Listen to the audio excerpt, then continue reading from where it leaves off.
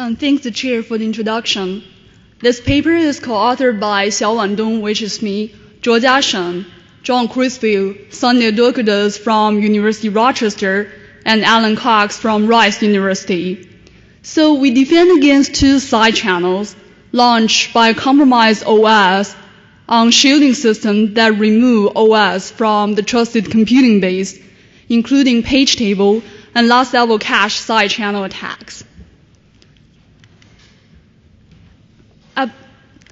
Applications assume that the underlying OS is secure. However, the OS can be compromised due to reasons such as buffer overflow and information leaks. And even on shielding systems that are supposed to protect confidential application data from direct corruption of a compromised OS, the OS can still launch powerful side channels to steal confidential application data. And since the OS has complete control over system resources, it can make the existing side channels worse. It's sharing the architectural states, such as caches and TLB, with the victim. So it can enforce the victim's behavior. And also, it can control system events to alleviate noise. In addition, an OS can introduce new side channels, such as by tracking page faults and page table updates. And shielding system won't help in this case, although they are supposed to protect confidential application data from a compromised OS.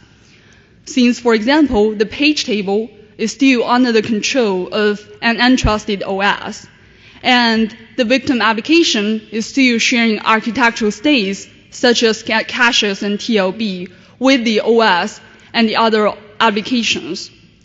So this work focuses on defending against two side channels, page table and last level cache side channel attacks launched by compromised OS.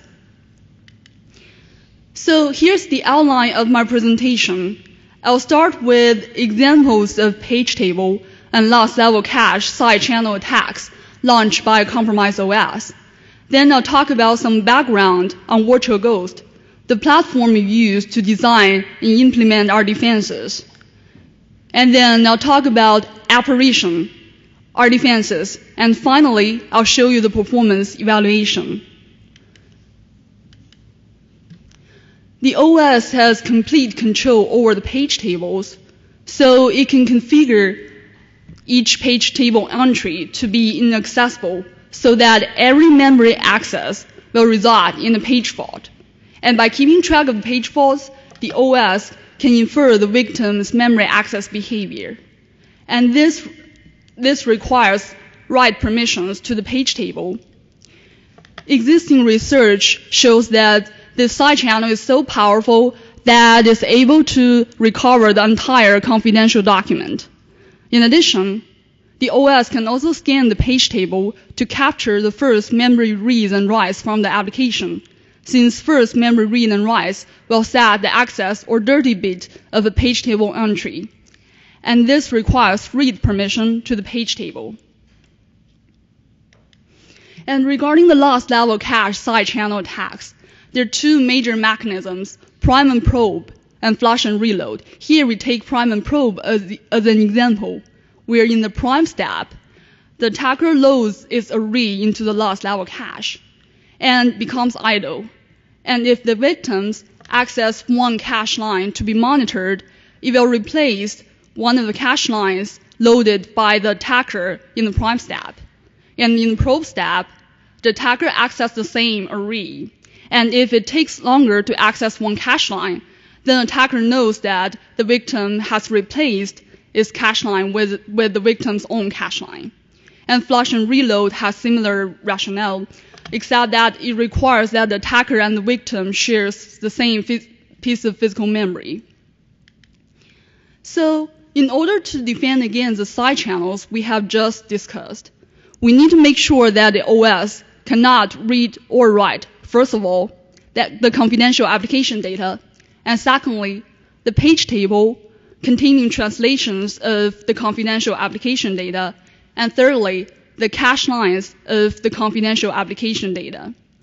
Here we leverage Virtual Ghost, a shielding system that protects confidential application data from a compromised OS to design and implement our defenses. Although it cannot defend against side channels by itself, it can be extended with various security policies. In addition, it already ensures that the OS cannot read or write the confidential application data, and also it controls how OS configures the page table. So, what is Virtual Ghost? It is a compiler-based virtual machine that protects confidential application data from compromised OS, interposed between the OS kernel and the underlying processor. It ports the kernel into virtual instruction set, and by translating virtual ISA to native ISA, it can use compiler instrumentation such as software fault isolation to instrument every kernel load and store and make sure that the kernel does not access protected memory regions, which I'm going to define soon. It forces the OS to invoke specific instructions provided by Virtual Ghost VM to perform privileged operations, such as manipulating program states over context switch or configuring hardware states like MMU. It cannot defend against side channels by itself, but it can be extended with various security policies. This figure on the right shows the virtual address space layout on Virtual Ghost, where besides the traditional user space and kernel space, we add two more protected memory regions which are not accessible to the OS kernel. The first one is the secure user space. It is private to the application itself and is not accessible to the OS or the other applications. And secondly, the Virtual Ghost space, which is used exclusively by the Virtual Ghost VM itself to save internal data structures and is not accessible to the OS. Now let's talk about Apparition, our defenses. Apparition is essentially Virtual Ghost VM with our defenses. It controls the native code generation of the kernel. Everything needs to be in the virtual ISA so that it can ensure that the kernel is instrumented. Let's start with page table side channel defenses. Before I talk about the details of our defenses, I would like to remind you of a concept, direct map, which is a contiguous virtual memory region mapping the entire physical address space as a single block. Page table pages are usually accessed via direct map by the kernel. So here we need to ensure that the OS cannot read or write the page table pages mapping the confidential application data. So how can we achieve it? By removing the mapping of the page table pages from the kernel's direct map. Since the kernel does not have the mappings, it has no ways to access that page table page mapping the confidential application data. And we also add one more direct map to be used exclusively by the Apparition VM itself that includes mappings of the page table pages containing translations of the confidential application data. So whenever we allocate a physical page as the page table page of the confidential application data, we remove its corresponding page table entry from the kernel's direct map. And also there's a paging side channel associated with the following fact, which is modern OS often use lazy memory allocation, where the OS only maps one physical frame to the page when the application first reads or writes that page. So by keeping track of the physical page allocation, the OS can figure out the victim's memory access behavior. In order to alleviate this side channel, we disable lazy memory allocation for the secure user space. In other words, we allocate everything upfront at allocation time instead of at access time for the secure user space. And also, the physical memory allocation of secure space is managed by Apparition VM itself instead of the OS. Now let's look at last level cache side channel defenses. And the key idea is to isolate application from the OS on the last level cache by cache partitioning. In other words, we assign different cache partitions to the Apparition VM, the OS, and the applications needing protection. And we achieve this by leveraging Intel's Cache Allocation Technology, Intel Cache, a hardware feature that divides the last level cache weights into subsets of smaller susceptibilities. But it only supports isolation on writes, but not on reads. In other words, code running on one cache partition can only evict cache lines in its own partition, but it can read anywhere on the last level cache. Since physical memory of the secure user space is only private to the application itself and are not readable to the OS or the other applications, the cache lines of the secure user space are not readable to OS or the other applications on last level cache too. Apparition VMs configures cache partitioning at boot time. And also it ensures that the OS cannot reconfigure cache partitioning via virtual instruction set. In addition, it controls cache switching at runtime among applications cache partition, OS partition, and Apparition VMs partition. And the cache partition in use depends on the code that is running. Take the following case as an example. So when trap, interrupt, or system call occurs, the control flows goes to the Apparition VM. And the first thing that the Apparition VM will do is to set the cache partition to be its own partition.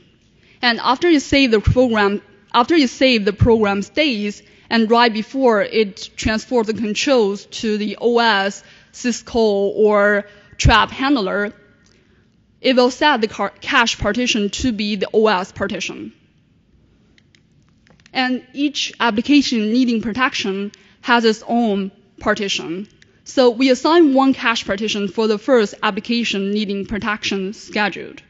And when there are more such applications scheduled, we divide this cache partition into multiple parts.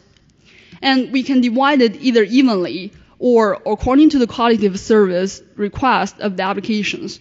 But here we use a simple implementation where we divide the cache partitions statically, which I'll introduce about later.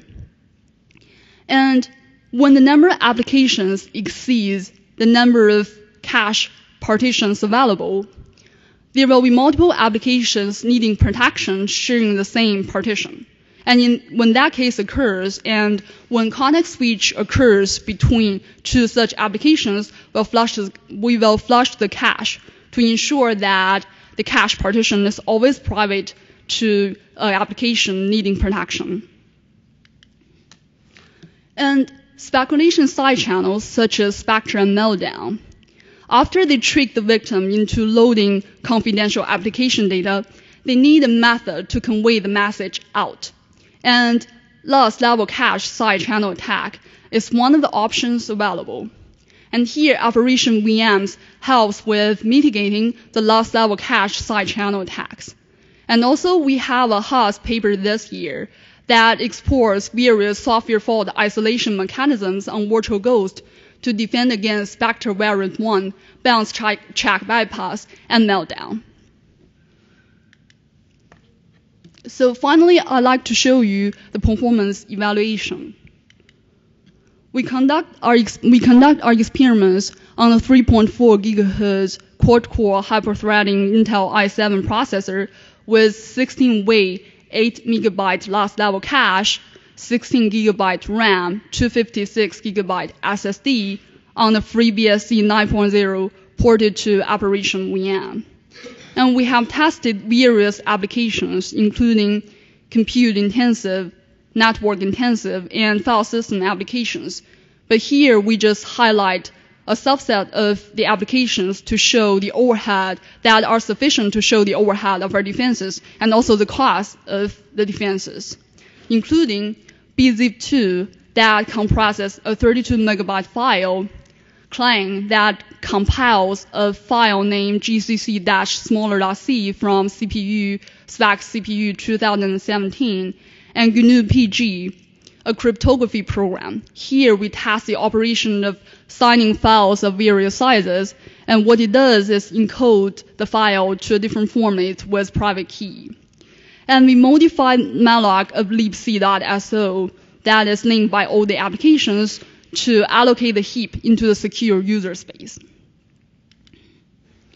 This figure on the left shows the overhead of Operation VM without any defenses, which are the blue bars here, and the overhead of Operation VM with only page table defenses, which are the orange bars here. And the baseline here is the results on native FreeBSD 9.0. So the overhead of VirtualGhost VM itself is 1.04 and 1.03 for bzip2 and clang respectively. And with page table side channel defenses, the overhead is still 1.04 and 1.03, which means that page table side channels does not add a page table side channel defenses does not add any additional overhead upon the overhead of VirtualGhost VM itself. So disabling lazy memory allocation for secure user space does not add additional overhead for bzip2 and clang here, because most of the memory allocated will be accessed in the runtime. But in contrast, for GNU PG, page table side channel defenses incurs a constant overhead of around 14 milliseconds across all file sizes. So in this table on the left, the second column is the overhead of the VirtualGhost VM itself, and third column is not the overhead, it's the extra execution time on the VirtualGhost VM itself, and the third column shows the execution time on the VirtualGhost VM plus only page table side channel defenses. And this overhead comes from disabling lazy memory allocation. So when the first time that malloc is invoked for the secure user space, after it allocates physical memory for the metadata, it allocates a large memory region that is not aligned, but only the lined part of the memory region is accessed in the runtime. But by disabling lazy memory allocation and allocate everything up front, it will allocate physical memory for the unaligned remaining 8 megabyte memory region too, which results in the overhead. But the overhead becomes negligible as the file size increases.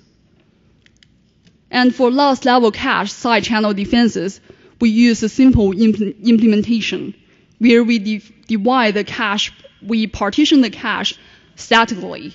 We assign 12 ways to applications needing protection, 2 ways to the OS kernel, and 2 ways to Apparition VM. And this cache partitioning mechanism is determined experimentally, which is similar to the baseline performance, and we are going to use it for our evaluation. And this figure on the left shows the overhead of Operation VM without any defenses, the blue bars, and the overhead of Operation VM with only last level cache side channel defenses. So again, last level cache side channel defenses does not add additional overhead upon the overhead of VirtualGhost VM itself for bzip2 and clang.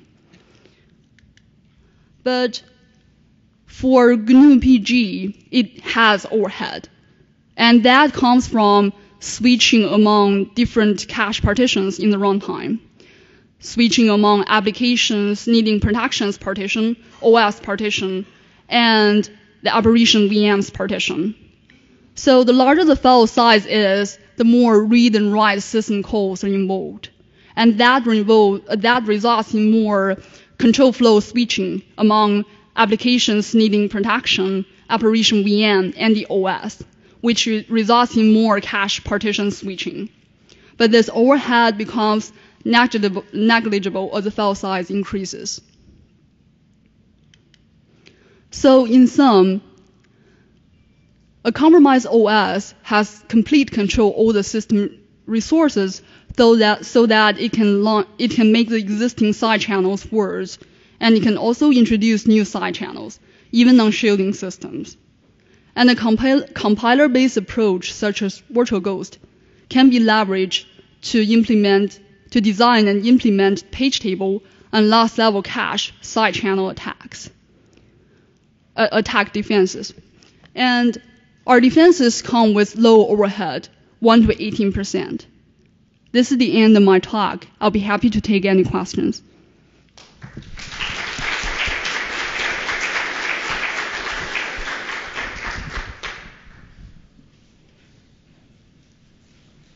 Hey, thanks for the talk. Was the overhead on top of the VirtualGhost overhead? Yes. Or just a native system running those applications? So the baseline is the native FreeBSD running those applications. But the others are either running on the VirtualGhost VM itself without any defenses, or VirtualGhost VM with like one defense. Okay, so the 18% is plus the VirtualGhost overhead? Yes, it includes everything. The baseline is the FreeBSD 9.0, in other words. Oh, okay. Awesome. Thanks. Any other questions?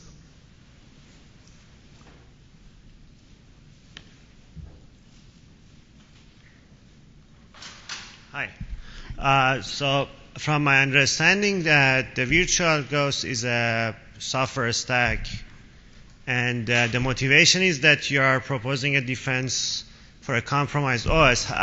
Can you elaborate on the threat model? How would you assure that the VirtualGhost itself is not compromised, or how can you deploy this system in a way that it can be actually used?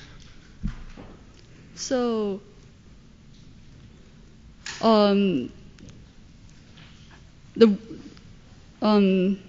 sorry, could you please be more specific a little bit about your question? So, from my understanding, you want to defend against page table attack or attacks that a compromised OS would conduct. But if the OS is already compromised, so how can you assure that the VirtualGhost is not compromised?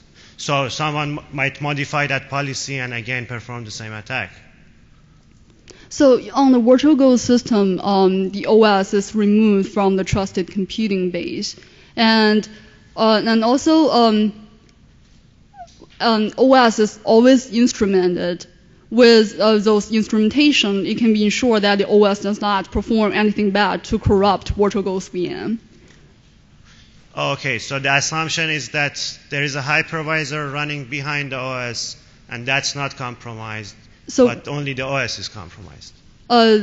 Yes and no. So the VirtualGhost VM is not using hypervisor. It's using compiler instrumentation. So it's running on the OS? Yeah. So if the OS it's is like the same privilege level like OS. And so essentially it's in the form of shared library that when you compile the kernel, it is linked with the kernel.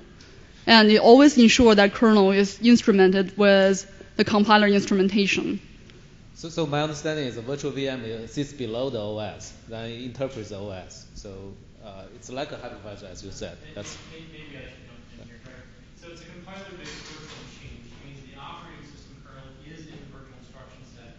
The only way it gets translated into native code is through this compiler-based virtual machine. Okay. So since it controls native code generation, it can ensure that during that code generation, it inserts all the fault isolation instructions and control flow integrity instructions to make sure that its own data structures are not corrupted. Okay. With the assumption that this interpreter itself is not compromised. It's not an interpreter. Or the virtual machine. It's a translator. Okay.